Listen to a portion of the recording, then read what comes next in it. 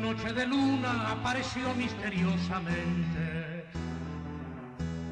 la famosa bailarina del casino Agua Caliente.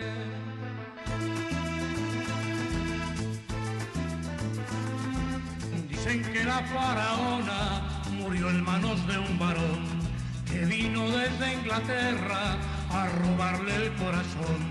El varón era un ladrón que no tenía dote alguna. Ella se enamoró de él de su inmensa fortuna.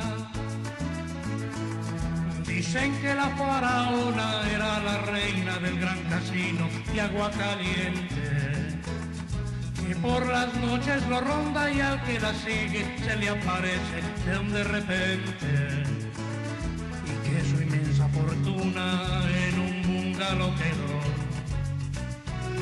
que ella en las noches de luna sale en busca del varón.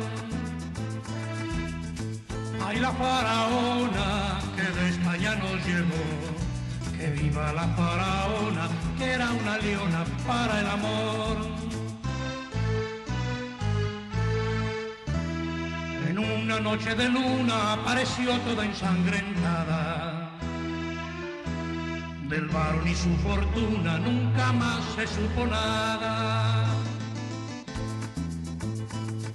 Dicen que la faraona era la reina del gran casino de Agua Caliente, que por las noches lo ronda y al que la sigue se le aparece de repente, y que su inmensa fortuna en un bungalow quedó,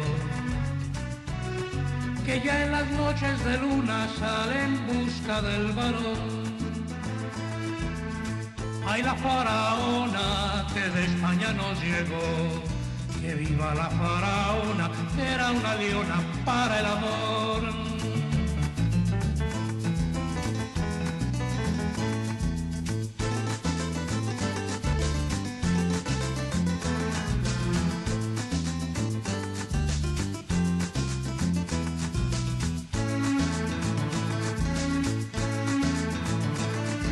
Dicen que la faraona era la reina del gran casino de Agua Caliente,